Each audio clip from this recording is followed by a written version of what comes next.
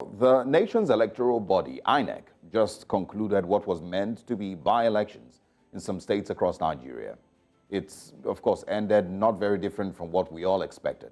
In fact, if anyone expected anything different, they must really be in dreamland. Elections were cancelled in Enugu, in Akwa Ibom, and in Kano states due to, of course, according to INEC, disruptions, irregularities, and, listen, abduction of election officials.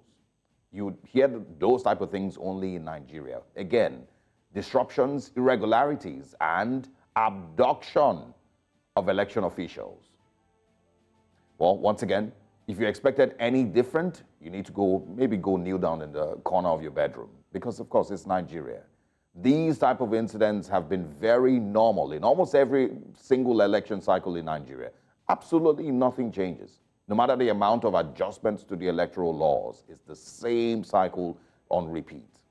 Now, the problem is not a failure of electoral reforms, but it's something that we seem to ignore when we wish INEC will deliver every single time there's elections. We call on INEC, we call on Festus Okoye or whoever the INEC chairman is every single time, and we make them promise to deliver. But it seems like self-deceit. In a nation where dysfunctionality has become the norm, it is surprising that we place expectations on the electoral agency INEC to be different. INEC, like many others, is entangled in the same intricate web of inefficiency and bureaucracy that hampers progress.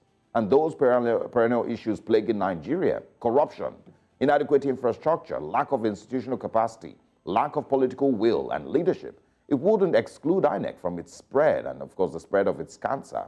INEC will, of course, be a victim of the same dysfunctionality.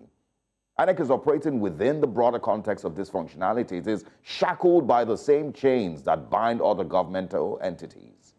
Nigeria is dealing with government agencies that can't provide the most basic services to citizens. The police has continuously been rated as one of the worst or most corrupt in the world.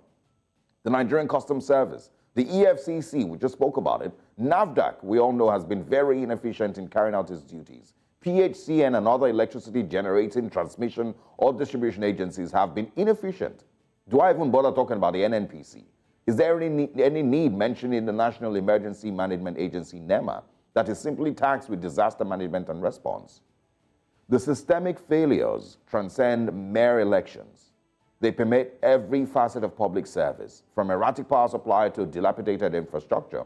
The country's challenges are mirrored in the struggles of its institutions, and INEC cannot be seen to be different.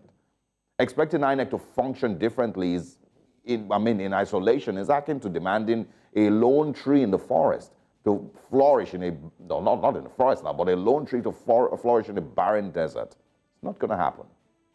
Now, this shouldn't stop or kill the constant demand for better service delivery from governmental agencies.